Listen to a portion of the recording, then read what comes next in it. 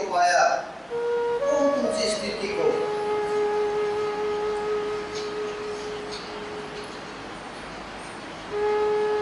निष्कामी हुए, यही की बात है।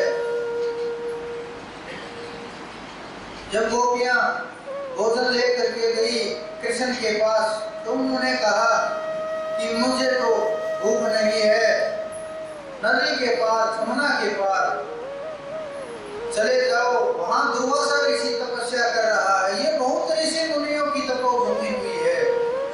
मथुरा के अंदर ध्रुव ने भी यही तपस्या की थी, नारद ने भी तपस्या की थी, चंद्रमा भी यहीं उतर करके आए थे, शनि भी यहीं उतर करके आए थे।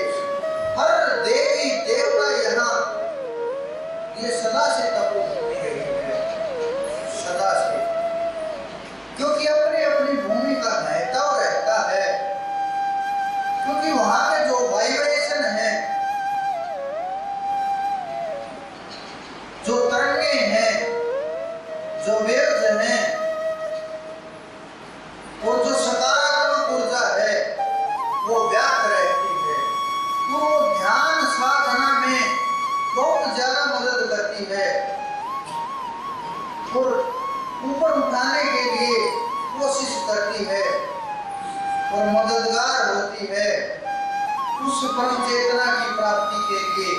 यहाँ भी वो तो चले गए कन्हैया को, लेकिन जो उन्होंने किया, जो ये पत्थर हैं, जो पहाड़ हैं, जो कुछ वृक्ष उस समय के बचे हुए हैं, जो ये मिट्टी है, जो वातावरण है, वैज्ञानिक भी खोज कर रहे हैं, वो देख रहे हैं कि जो तरंगे हैं वो कहीं नहीं जाती, ये शरीर चला जाता है। ये बड़ी गहरी खोज है, ये बड़ी गहरी पहुंच है। शरीर चला जाता है, लेकिन जो उन्होंने वातावरण छोड़ा है, जो उन्होंने शब्द छोड़े हैं, वो वहीं रहते हैं, चाहे नकारात्मक हो चाहे सकारात्मक हो। व्यक्ति को चला जाता है, अस्तित्व मिट जाता है, लेकिन उसने जो पैदा किया था अपनी तरंगे, वो नहीं मिटती, वो वातावरण में गूंजती रहती हैं।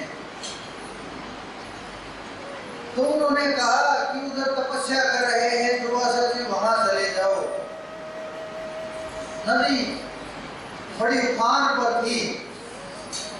गोपियों ने कहा कि यमुना तो पार नहीं की जा सकती। उस समय पुल वगैरह का प्रबंध बहुत कम था, नाव के सहारे ही पार किया जाता था, नाव वाला किराया लेता था और हर किसी के पास ये उपलब्ध नहीं होता था। आज भी बहुत से लोग जो गरीब हैं वो हर सुविधा को नहीं प्राप्त कर सकते। तो उसी प्रकार से उस समय भी यही सब कुछ था। तो कान्हा ने कहा कि जाओ बोल देना, अगर कन्हैया ब्रह्मचारी है, अगर कृष्ण ब्रह्मचारी है तो नदी रास्ता दे दे। एक बार तो गोपियां मुड़ी और देखा, बड़ा आश्चर्य में बात बोल रहा है ये, हमारे साथ हर रोज रास रचाता है, हर रोज यही खेल खेलता है, ये ब्रह्मचारी, चलो देखते हैं। चली गई और यमुना जी को बोला कि अगर कृष्ण ब्रह्मचारी है तो रास्ता दे दे। यमुना जी ने झट से रास्ता दे दिया। बड़ा आश्चर्य हुआ, ये तो प्रकृति के बिल्कुल विरुद्ध हो गया। हर रोज रास रचाने वाला कैसे ब्रह्मचारी हो सकता है। उधर गई, भोजन करा ऋषि को, वापस मुड़ी तो याद आया कि वापस कैसे जाएंगे। उन्होंने कहा ऋषि और हम वापस नहीं जा सकते। ऋषि ने कहा ये कैसे थे। उन्होंने कहा कृष्ण ने इस तरह से हमें कहा था, तो जमुना जी ने रास्ता दे दिया। दुर्वासा जी ने झट से कहा कि जाओ यमुना जी से कह दो, अगर दुर्वासा ने कुछ भी नहीं खाया है, कुछ भी भोजन नहीं किया है, तो जाओ रास्ता दे दे। यहाँ और भी आश्चर्य था, वहां कम से कम समय का तो अंतर था, रात ही को था, दिन में तो नहीं। यहाँ तो समय का भी अंतर नहीं था, सामने खा रहा है और बोल रहा है। बड़ी अद्भुत घटना, संसार तो ये सोच भी नहीं सकता, मान भी नहीं सकता, विचार भी नहीं हो सकता कि कोई भोजन कर रहा है और कह रहा है मैं नहीं खा सकता, मैंने कुछ नहीं खाया है, मैं खाने वाला नहीं हूँ। बड़ी अद्भुत घटना। लेकिन पहुंची और बोली, बोलते ही रास्ता दे दिया। आके श्री कृष्ण जी से पूछा,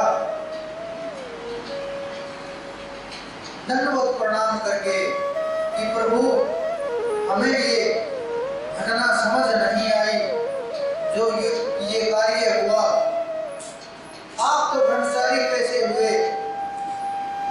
तो वो हमारे सामने ही सब कुछ खा करके मना कर गए। ऋषिवर, बड़ा अद्भुत कार्य हुआ, बड़ी अद्भुत घटना हुई, हमें कृपा कारण समझाइए, नहीं तो हम पागल हो जाएंगी। वो साबित करके दिखा दिया।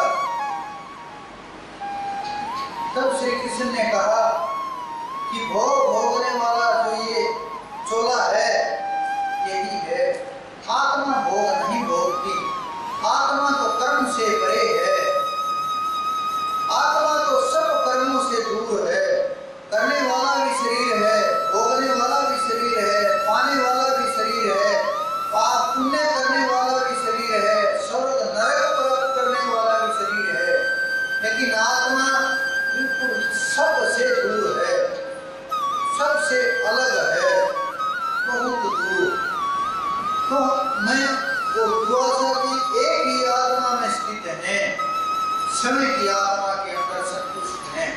जब आत्मा के अंदर स्थित है तो फिर शरीर का अस्तित्व ही नहीं, शरीर का महत्व ही नहीं, बहुत दूर हो जाता है ये सब कुछ। तब उनके समझ के अंदर आई कि जो ये ज्ञान है ये बड़ी अद्भुत चीज है। वहां विवेकानंद जी बड़ी दुविधा में, राजा ने प्रस्तुत किया कि चलो स्वामी जी नृत्य देखते हैं। विवेकानंद जी ब्रह्मचारी नृत्य कैसे देख सकते हैं? बड़ा अपने आप से ही लड़ रहे हैं, क्योंकि जब जद्दोजहद होती है दूसरे से नहीं, अपने अंदर होती है। विचार इतने उठने लगे, खुद के विचारों को ही तोड़ने लगे, खुद के विचारों में ही उलझे रहे, खुद के अंदर इतने प्रश्न उत्पन्न हो गए, इतने प्रश्न उत्पन्न हुए सोच भी नहीं सकते। और विस्फोट सा होने लगा बुद्धि के अंदर, लेकिन खोज नहीं पाए, पा नहीं सके और बार बार मना करने लगे। लेकिन वहां उस नर्तकी ने गाना प्रारंभ कर दिया था। उनका गाना भी बड़ा अद्भुत था। तो वो क्या